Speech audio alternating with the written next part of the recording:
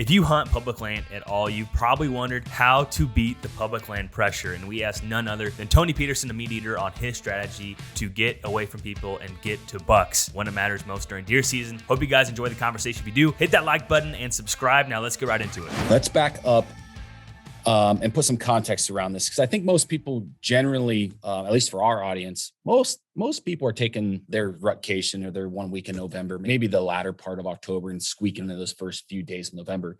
So let's use that in context. This is a traveling rut hunt into, let's use Iowa, for example. I mean, Iowa's it, right? Like an easy one. You're waiting 3, 4, 5, sometimes 6 years to draw that tag. It's a big deal. And like, this is where guys are putting in work to make sure they do have success. With that, Iowa's obviously a limited draw state. How high do you rank access for you and also other pressure? So when you're looking at different access points, parking lots, 2 tracks, ways into that piece, maybe it's a waterway, what are you looking at for your advantage? And then also, how does that play into the kind of pressure scenario? I was actually a pretty good example for that, at least in my experience, because, one of the other things you have to factor into it is Iowa obviously has really great hunting. You don't have to be that good down there to encounter good bucks. Like, you just really don't. And so my experience hunting public land, this is turkeys, this is whitetails. I've spent a lot of time in Iowa. There's like almost layers to this stuff. And you hear about this on studies that research agencies have done on like how far people go in. Like if you get, I know they did this one, I think they did it in Pennsylvania one time. They're like, if you get like 3/4 of a mile in, you left everybody behind. When I've hunted Iowa, there's 2 things going on there. A lot of good deer, and the people don't have to work generally that hard to get on them. And so when you're looking at public land down there, it looks generally really nice. Like, there'll be fields on it, nice deciduous forests, depending on where you're at, of course. And so that first layer, maybe say the first 1/4 of a mile or something, 1/3 of a mile, there's going to be an awful lot of places that look really good to people, and they're going to sit them. Like, it's just it. So you can almost, in my experience, go on your Onyx, look at Iowa public land and be like, there's probably going to be a stand there in that field corner. There's probably going to be a stand right off of this trail going in, and you go in and you see those stands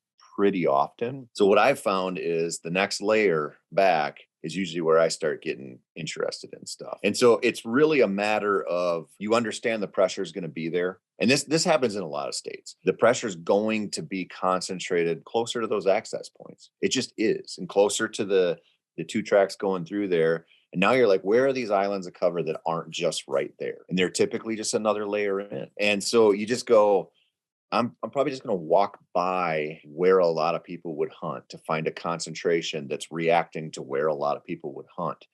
That's what I would do with Iowa. I would go into it with the idea that I'm probably not going to find a gimme spot like close, super close. And Western hunters would laugh at this, but it'd be like, instead of hunting 400 yards from the road, I'm going to start 800 yards from the road, like a half a mile, which is a joke, if you go out west, but right. In the whitetail world can be a big deal.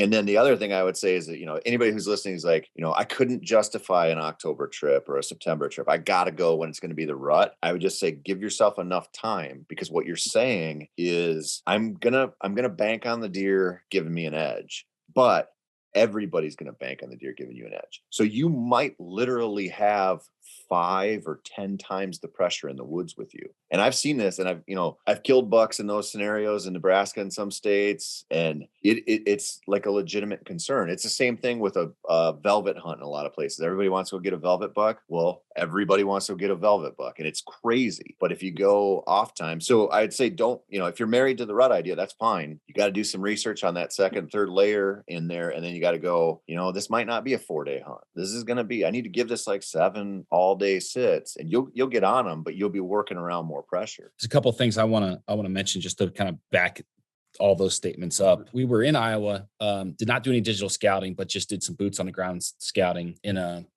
few different areas.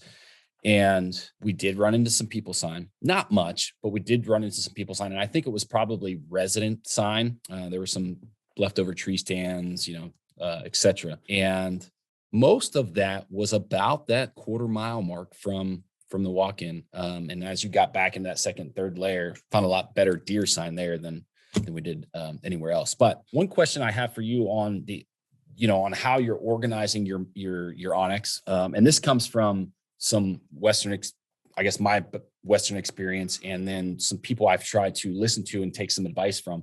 One of the things a lot of Western guys will do in regards to elk hunting is they'll draw a circle or block off a distance from kind of all roads. And then they'll do that from every different access point on that piece of public. And then they're left over with a very smaller portion to kind of focus on. Do you do anything similar to that with whitetails on your onX? Yeah. I mean, that strategy, people think this is crazy, but when you hunt a Colorado elk in an over-the-counter unit, I feel when I'm doing that very similar to how I feel when I'm showing up hunting public land whitetails somewhere, because those spots matter. It's there's a difference in scale, obviously. Just as an example, in 2019, I killed a bull in Colorado on like day 7 of a hunt. We'd started out in this area, had some good encounters, whatever, had some people come in, and it just kind of got blown out, right? So we moved, we went in just like, okay, we've got an idea of a few places like that you're talking about where you're like, there's no easy access to this black timber, no easy access to this. And we put on a crazy day. Never heard an elk, never saw an elk. When it got dark, we were 6.5 miles from camp, and it was like a 2-hour hike back out. And it was one of those days that like you actually do feel like you got your ass handed to you elk hunting. And we started looking and going like, what did we miss? Like, where are these spots? Just like you're talking about, like people aren't going to go, or they're going to it's easier to hike around than drop into it. And we found a spot like that. And as soon as we walked in, it was like, this is over. Like you looked around, you're like, there's elk here right now. And we set up, called in a bull, like almost instantly, and I shot him and he tipped over, and we called in another bull and almost killed him. My buddy almost killed him, and he was much bigger. And that was just where they were. This was toward the end of the season, and they knew where people were going, and they were just concentrated in that spot. Dude, public land whitetails are the same way. So even this, I'm glad you brought that up, because like we always talk about like finding the tree, right? Like or the crossing or whatever, like getting on, your onX or whatever, and being like, I'm going right to that tree and I'm going to set up because it's right on, X, Y, and Z. But a lot of times it is just about areas. And you're like, okay, I know people are going to park here and they're going to walk in. They're going to kind of spread out from this spot. And I know on the other end of the property, they're going to park there and they're going to spread out. So where are the places they're least likely to go? Like, where's the cattail slough that's going to keep some people back? Or where's the river they got to cross? Where's the hill they got to climb? Where's just the farther away stuff sometimes? And honestly, it's not, like we've talked about this a lot with like, getting 7 miles deep in the backcountry or whatever to find elk. It's not that anymore. It's just these pockets, and the whitetails are the same way. So sometimes like, people always bring up that kind of like cliched, like, oh, the right by the parking area thing, but that happens. And so, like when you're talking about finding these areas and you're like, okay, I'm going to go into this one, I'm going to ground truth it, I'm going to look at it and just see. I always tell people, I'm like, really pay attention to what you see between point A and B. Everything you're doing is valuable there.